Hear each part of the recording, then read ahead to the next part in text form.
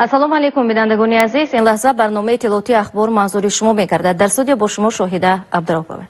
با توجه و دستگیری اساسگذاری صلح و وحدت ملی پیشوای ملت محترم امام علی رحمان ساحه کشاورزی رشد نموده. زمینداران با هوسمندی زیاد هر وجب زمین را عاقلانه استفاده میکنند. سال روان در ولایت سوخت میدان کشت کارتوشکا به بیش از 3420 هکتار رسانیده می شود. در اساس دستور سپارشی اساسگذار صلح و وحدت ملی پیشوای ملت محترم امام علی رحمان در ولایت سوخت میدان کشت کارتوشکا زیاد کرده می شود. در جلسه کاری که با اشتراک رئیسان شهر و نواحی کارتوشکا پرور، مسئولین ریاست کشاورزی، اداره زمین، مقامات امور و دیگر شخصان متصدی دایر گردید، رئیس ولایت سوخت رجب احمدزاده قید نمود که سال روان در شهر و نواحی در تمام شکل‌های خوجگیداری میدان کشت کارتوشکا با 3426 هکتار رسانده می شود. رئیس ولایت از دستور سپارشی اساسگذار صلح و وحدت ملی پیشوای ملت محترم امام علی رحمان که چند پیش در مجلس فوری و غیر نوبتی حکومت جمهوری تاجیکستان ارائه نموده بودند یادآوری نموده برای اجرای سپارشی پرزیدنت مملکت مسئولین را وظیفه‌دار نمود. بنا به اطلاع معاون رئیس ولایت سوخت رستم کریمزاده تا سنه 10 می سال روان در مقیاس ولایت 15102 هکتار کارتوشکا کشت کرده شده است که حدود 50% نقشه دورنمای کشت را تشکیل می‌دهد. در نوحه عینی دورنمای کشت 68% تامین شده است. علاوه بر این نارسایی تخم کارتوشکا به نظر می‌رسد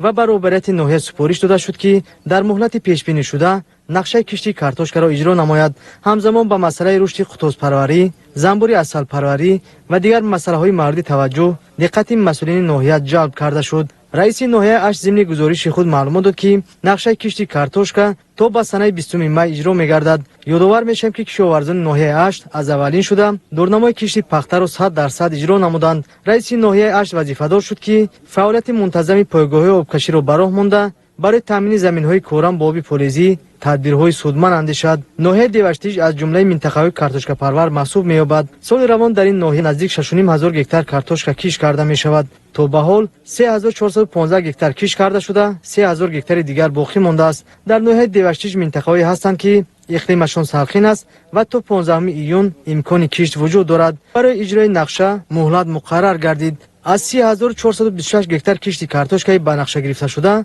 8297 هکتارش به شهر پنجکن راست میاد.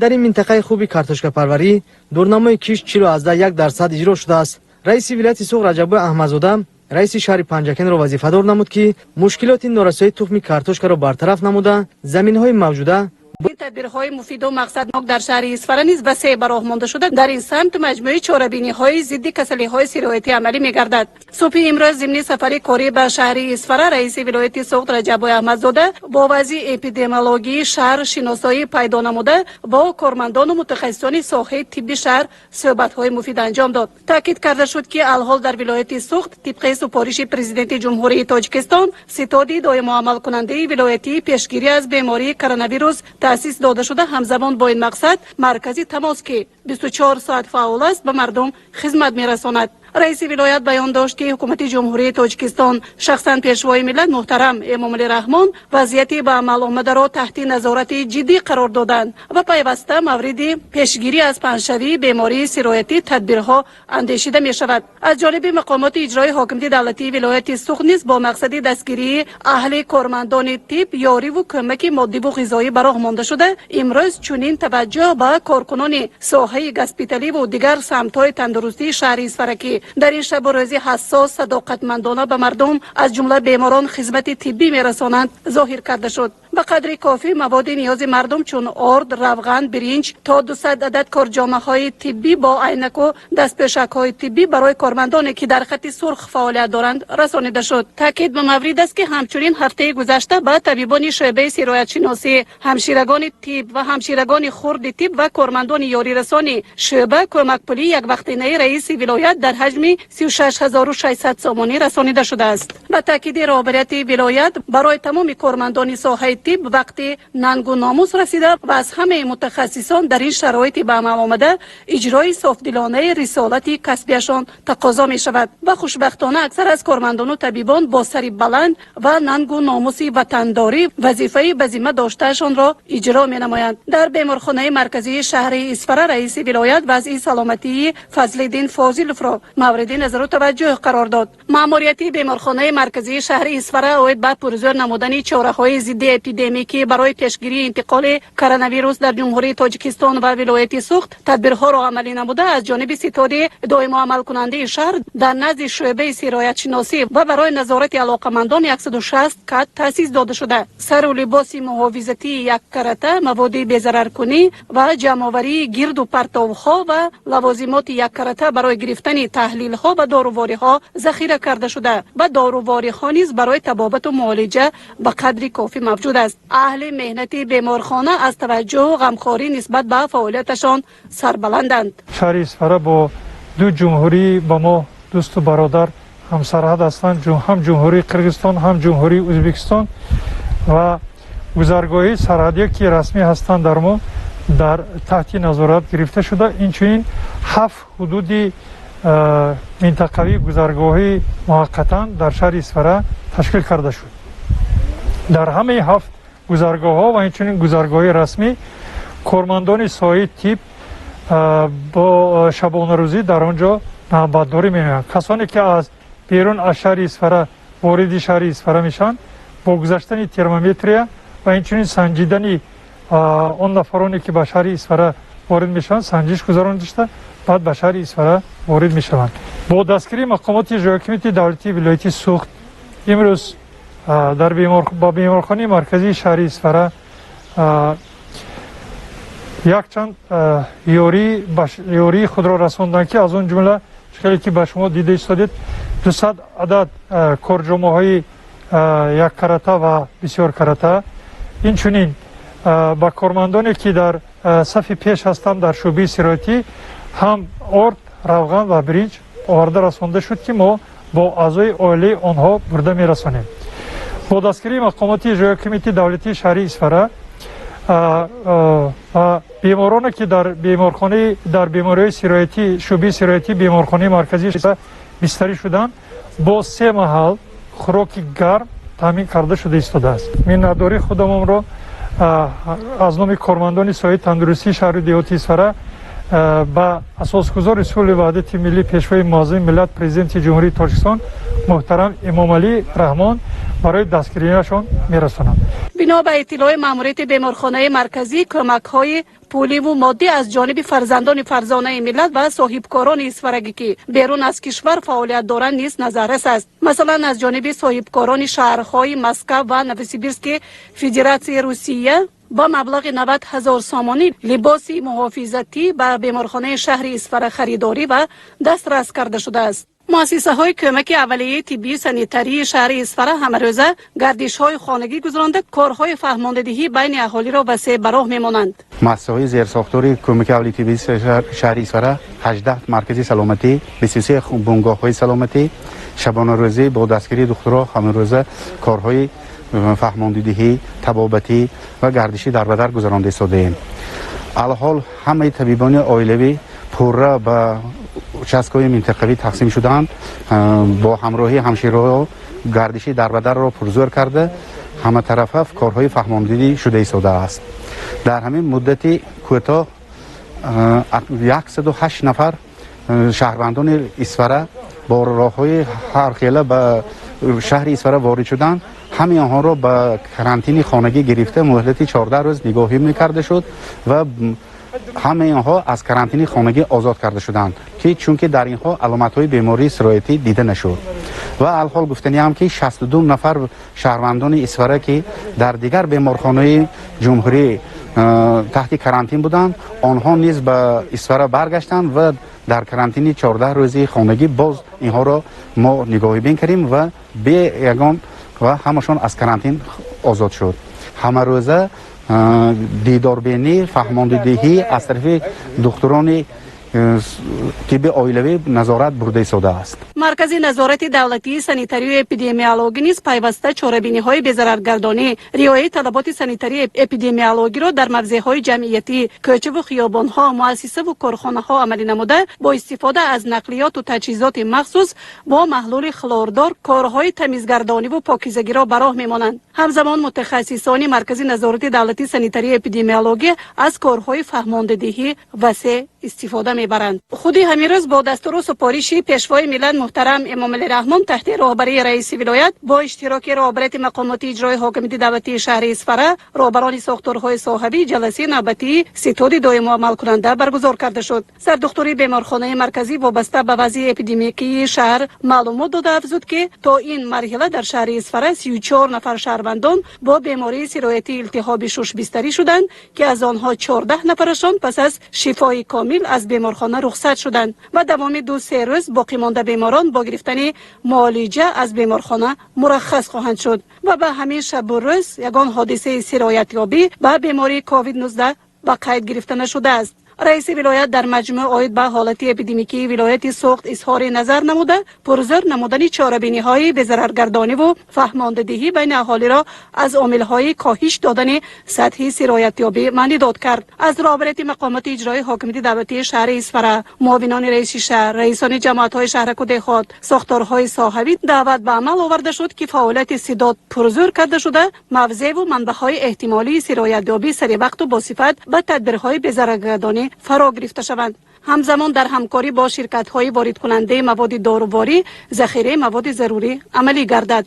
با نظر داشت تامین نشان دهنده‌های اقتصادی اجتماعی تقاضا گردید که در همه سمت‌ها از جمله ساحه‌های صنعت، کشاورزی، جمع‌آوری مبلغ‌های انداز، عهده‌داری‌ها تامین کرده شده و در همه این سوبیکت‌ها فعالیت با رعایت قاعده و طلبات سانیتری، اپیدمیولوژی و گیگین شخصی باید صورت گیرد. با متخصصان ساحه طب دستور داده شد که شماره کت‌های بیماری زیاد کرده شده مخصوصا در جماعت‌های دوردست نیز شرایط‌های فراگیری با تبابت و معالجه بهتر کرده شود. رئیس ولایت آمادگی کارخانه‌های کارکرد کنسرو براری و کارکرد میوه خشک را نیز از عامل‌های تامین نشان دهنده‌های اقتصادی استحصالی دانست. با استحصال محصولات نیاز مردم حجم ضروری مواد غذایی چون آرد، روغن، تخم، گوشت مرغ در داخل باید ذخیره کرده شده. همچنین تامین سری وقتی کشت و استحصال زراعت‌های کشاورزی از جمله کارتوشکا توصیه داده شد. در شهر اصفهان در پرتو دستور و هدایت‌های اساسگذار صلح و وحدت ملی پیشوای ملت پرزیدنت جمهوری تاجیکستان محترم امام علی رحمان با مناسبت 30 سالگی استقلالیت دولتی جمهوری تاجیکستان ساختمان بناهای اجتماعی با سهمگذاری صاحبکاران وطنی با مرام ادامه دارد. یکی از این انشاءات جشنی ساختمان بنای مکتب بین‌المللی اوریون میباشد که با سهمگذاری صاحبکاران محلی الماسف اسرائیل و الماسف نرزالله آغاز کرده شد. با اشتراک رئیس ولایت رجب بای احمدزاده مراسم گذاشتن سنگ اساس به این بارگاه معرفت برگزار گردید. برابر ولایت اطلاع داده شد که مکتب بین‌المللی اوریون برای 1600 نفر خواننده در 2 بست بنیاد گردیده عبارت از 3 آشیانه، تخانه، 40 صنفخانه تعلیمی، حفظ نوآوری، تالار زمانوی ورزشی و دیگر اینفراساختار معاصر تعلیمی می باشد. ساختمان بنای مذکور طبق بودجه لایحه‌ای 30 میلیون سومانی را تشکیل می‌دهد و این حال 60 نفر ساختمانچیان به کار جلب کرده شدند. کارهای ساختمانی تا ماه آگوست سال 2021 به آخر رسانیده شده با فعالیت آغاز خواهد کرد. رئیس ولایت به مؤسسان توصیه داد که برای 200 نفر خوابگاه نیز بنیاد نمایند، زیرا در این مکتب زمانوی که مقام بین‌المللی را خواهد گرفت از دیگر منطقه‌های کشور طالب علمان به تحصیل فرا گرفته می‌شوند و بنیاد مکتب زمانوی بین‌المللی یکی از اولین تجربه‌ها در ولایت سوخت در سمت چنین مؤسسه تعلیمی است.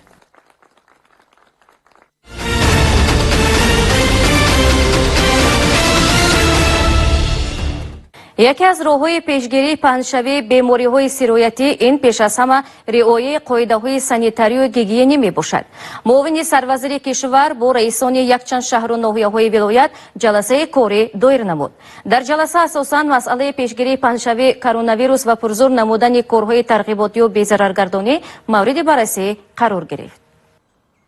شام دیروز معاون سروزیر جمهوری تاجیکستان شیرین اسمت‌الله‌زاده با رئیسان شهر و ناحیه‌های اصفهان، استرافشان، کوهستان مسجح، پنجکند و عینی جلسه کاری دایر نمود. در جلسه اساساً مسئله پیشگیری پنه‌شوی بیماری دنیاگیر کرونا ویروس در این شهر و ناحیه‌ها مورد بررسی قرار گرفت. قید کرده شد که رئیسان شهر و ناحیه‌ها و مسئولین ساحه تندرستی باید برای پیشگیری پنه‌شوی این بیماری بیش از پیش چاره‌جویی نمایند.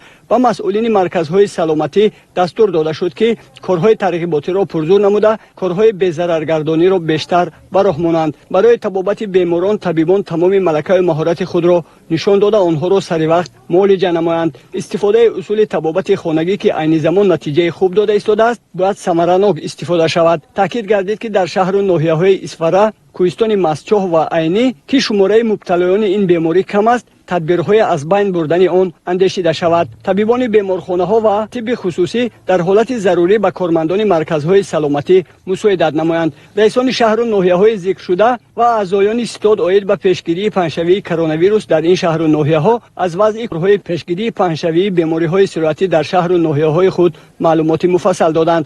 қайд гардид ки дар ҳамаи шаҳру ноҳияҳо дидбонгоҳҳои санитарӣ ташкил карда шудааст. барои табобати беморон маводи доруворӣ ба миқдори зарурӣ захира гардидааст. масъулини шаҳру ноҳияҳо иброз намуданд ки корҳои фаҳмондадиҳӣ безараргардонӣ ва табобатиро ҷонок намуда барои пешгирии паҳншавии ин беморӣ аз имкониятҳои мавҷуда истифода мебаранд. аз тарафи масъулини соҳаи тандурустӣ ба сокинон риояи қоидаҳои гигиению санитарӣ бемаврид набаромадан аз хона, истифодаи ниқоб ва маводҳои антисептикӣ ки воситаи асосии пешгирии паҳншавии бемориҳои сироатӣ мебошанд тавсия дода шуд.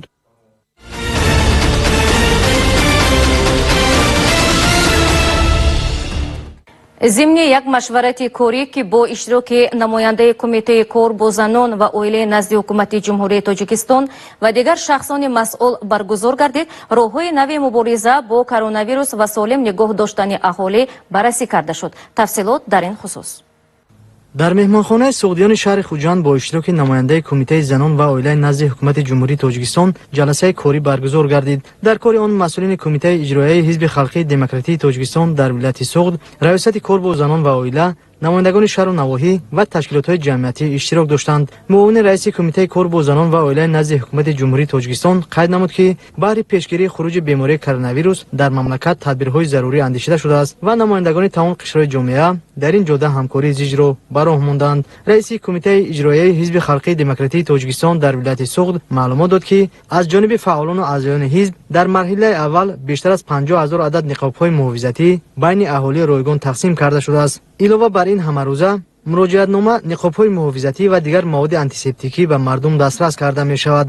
раиси бахши ҷамъияти ҳилоли аҳмари Тоҷикистон дар вилояти Сугд вобаста ба саҳми ҷамъият дар мавриди пешгирӣ аз паҳншавии бемории коронавирус изҳори назар намуда, иттилоъ дод ки рӯзҳои 12-15 май ба 800 оилаҳои назиммарзии шаҳри Исфара ва ноҳияи Ҷабор Расулов кӯмакҳои башардӯстона дар намуди хӯрока ва маводи гигиенӣ дастрас карда мешавад. ин кӯмакҳо аз ҷониби ҷамъияти ҳилоли аҳмари Тоҷикистон дар якҷоягӣ бо салиби сурхи олмон дар доираи татбиқи як лоиҳаи башардӯстона ба 800 оила тақсим мегардад. дар ин давра аз ҷониби ҷамъияти ҳилоли аҳмари Тоҷикистон дар вилояти Сугд ба 16 минтақаҳои карантинӣ маводи гигиенӣ дастрас карда шуда, дар ин корҳои башардӯстона ва саҳмгузории амалӣ шудани tashabbusҳои нек идома меёбад. дар машварати кории роҳу воситаҳои нави пешгирии бемории коронавирус, тақвият бахшидани корҳои фаҳмондадиҳӣ дар байни аҳолӣ, ҷиҳати риояи қоидаҳои беҳдоштӣ, иҷрои тавсияи табибон ва дигар масъалаҳои муҳим баррасӣ карда шуд.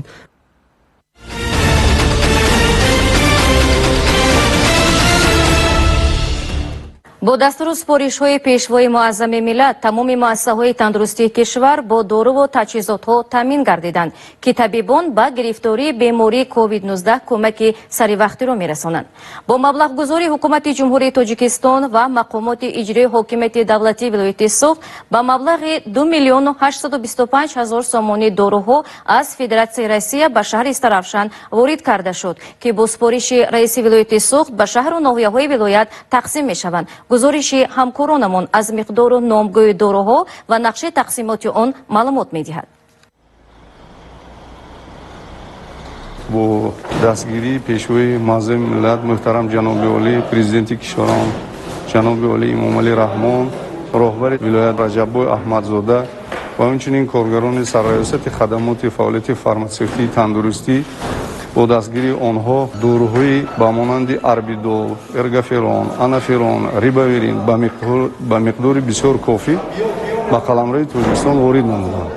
арбидол 5 мг 2600 عدد 100 мг 3600 витамин С با شکر 60000 حب ریباویرین 1400 دانه حب و کپسول‌های مخصوص ارگافیرون 1400 قطی انافیرون 1200 قطی کودکانه و همین مقدار برای کلان سالون عموما 54 نمود داروهای ضد ویروسی و تبابتی بیماری‌های گوناگون از جانب شرکت اسماعیل فارم دوشنبه از ولایت مسکو فدراسیون روسیه به شهر استرافشان وارد کرده شد. با گفته نماینده شرکت وارد کننده داروها با دستگیری پیشوای معظم ملت و مقامات اجرایی حکومت دولتی ولایت سوخت آورده شده است. ҳафтаи оянда бунёд дорем ки боз ҳамин дороҳоро ба миқдорҳои лозимӣ барои мардум ба тоҷикистон ворид кунем ва ҳаминро гуфтаниам ки бояд ҳамаи шаҳрвандони азизи тоҷикистон албатта аз ин беморӣ бояд ба таҳлука нафтанд вохима накунанд беморон сиҳат шуда истодаанд раҳмат барои он духтуроне ки саривақт барои бемороне ки ҳозир дар беморхонаҳо табобат ёфта истодаанд вазифаи асосии мо дар ин ҷо ҳозир муттаҳид буданд ба ҳар як вохимаю таҳлука нафтидан ва сари пеши корро гирифтаам ҳаракат мекунем дар якҷоягӣ кӯшиш мекунем ки барои зидди ин беморӣ мубориза барем барои тинҷии ободии ватани худ мо ҳам саҳми арзандаи хешро гузорем. 3000 قطعه آنالگین 50% 2 میلی لیتر، اربیدول 5 میلی گرم 2600 کپسوله و 100 میلی گرم 3600 عدد را تشکیل می‌دهد. واردات همه روزه داروها البته می‌تواند تمام مسائل تندرستی شهر و ناحیه‌ها و داروخانه‌های ولایت را تامین نماید و پیشگیری نماید بلند شدن نرخ موادهای فارماسیوتی را در کشور. باید قید نمود که روزهای گذشته نیز داروهای ضد ویروسی و تبابت بیماری کووید 19 به ولایت وارد کرده شد که با سفارش رئیس ولایت سوخت به واسطه ماشین‌های یاری تجلی و بیمارخانه و مرکزهای سلامتی تقسیم کرده شد. با دستور سفارش‌های اساسگذاری صلح و وحدت ملی پیشوای ملت محترم امامعلی رحمان تمامی مؤسسه‌های تندرستی کشور با دارو و طبیبان باشند با کارجامه و دیگر موادهای ضروری تامین گشتند. در برابر این تمامی نمود داروها را در داروخانه‌ها پیدا کردن ممکن است. داروهای وارد شده با نظارت کارمندان گمرک و خدمات نظارت دولتی تندرستی در ولایت سوخت با انبار مخصوص شهر استرافشان دسترس شد که از این مکان با سفارش مقامات اجرایی حکومت دولتی ولایت سوخت و شهر و ناحیه‌های ولایت تقسیم کرده می‌شوند. داروها با قدر کافی بسنده رسنده است. در هفته در روزهای نزدیک ما تصمیم گرفتیم که باز یک چند ماشین‌های ما در راه هستند. برای همین این باعث نگرانی شدنش در کار نیست. مردم باید که همه خاطرجمع آسوده باشند. دارو به مقدارهای کافی ضروری وارد شده ایستاده است و باوری دارم که در روزهای نزدیک باز یک چند ماشین‌ها داروها با قلمرو ما هم در دوشنبه شهر هم در شهر خوجند و در ولایت سوخت وارد خواهند گشت. مورد ذکر است که همه روزه با دستور سفارش‌های پیشوای معظم ملت به کشور در برابر داروهای ضروری همچنین کارجامه و نقاب و دیگر موادهای اولین درجه برای پیشگیری و تبابت بیماری کرونا ویروس وارد شده است که به تمام شهر و ناحیه‌های حدود کشور تقسیم می‌شود. گزارش قدرت‌الله رحمت‌الله و اعظم شریفov مخصوص برای برنامه اطلاعاتی اخبار.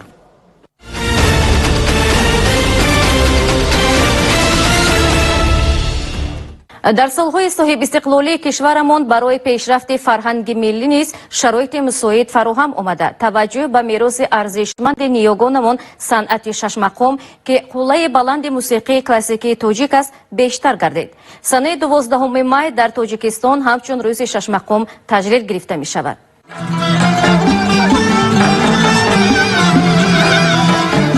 شش مقام موسیقی سنتی آسیای میانه بیشتر تاجیکستان و ایران است. ترانه این موسیقی درباره عشق و عرفان و سازهای به کار رفته در این موسیقی عبارتند از رباب، بربط، دایره، دف و تنبور. شش مقام از مقام‌های بزرگ، راست، نوا، دوگاه، سه‌گاه و عراق عبارت است. سازمان عمومی جهانی یونسکو در سال 2000 شش مقام را به فهرست کهن‌ترین سبک‌های موسیقی و همچنین سرمایه‌های غیر مادی به ثبت رساند و شش مقام گاه‌ها به حیث موسیقی حال و قرآن موسیقی یاد می‌شود. سال 1949 با ابتکار قهرمانان تاجیکستان صدرالدین ایلی و باباجان غفورov انسمبل شش مقام خوانان تأسیس داده می شود و در هیئت شش مقام کارکن خدمت نشان داده مدنیت جمهوری تاجیکستان یولبارسوف، هنرپیشه شایسته جمهوری تاجیکستان یوسوپوف، دارنده مدال خدمت شایسته شرمتوف، علاچی فرهنگ جمهوری تاجیکستان فیضیف، صنعتکاران عثمانوف، شریفوف، طاهروف، قادروف، تویچیف، محمدوف، قیوموف و دیگران را متحد نموده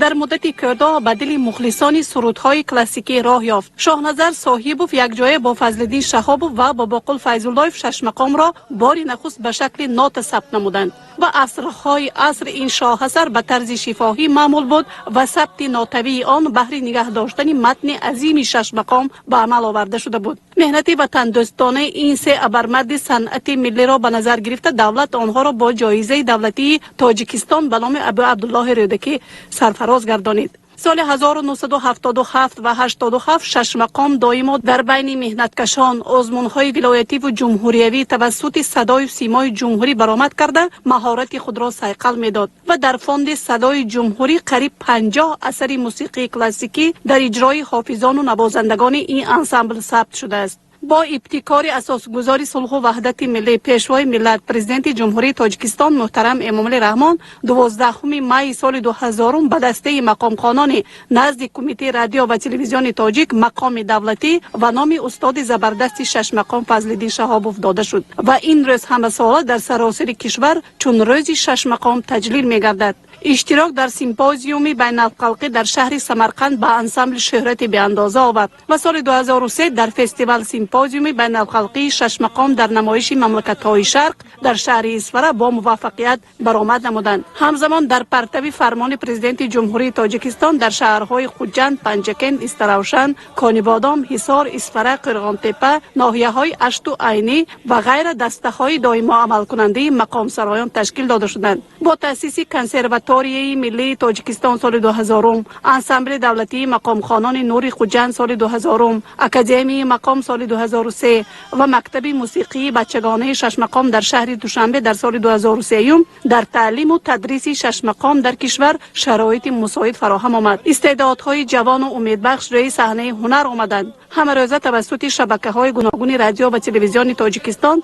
کنسرت و برآمد مقام سرایان ترغیب کرده می شود. در ولایت سوخت نیز به شش مقام همچون صنعت سنتی میراثی گنجینه به‌بهای خلق تاجیک مقام خاصه داده شده. جهت تطبیقی واقعی فرمان پرزیدنت جمهوری تاجیکستان تدبیرها عملی می شوند و استادان این صنعت اصیل به جوانان و نورسان، شاگردان، دلباختگان این شاه اثری ملی نازکی‌های شش مقام می‌آموزند. همه ساله در دایره روزی شش مقام در شهر و ناحیه‌های ولایت سوخت چاره‌بینی‌های فرهنگی برگزار می‌گردند و مردم سرشمار از ساز و نوای این موسیقی دلانگیز غذای زیادی معنوی می‌بردارند. شش مقام روح و تن و جسم و عقل و ذهن و خوش را آرامی می‌بخشد، به گوش فارم می‌رسد، زیرا مضمون و محتوای ساز و نوا و متن شش مقام عالی است. در این روزهایی که اکثری ما در خانه هستیم شش مقام را گوش کنید، تماشا کنید و از آن دریا بهره بردارید.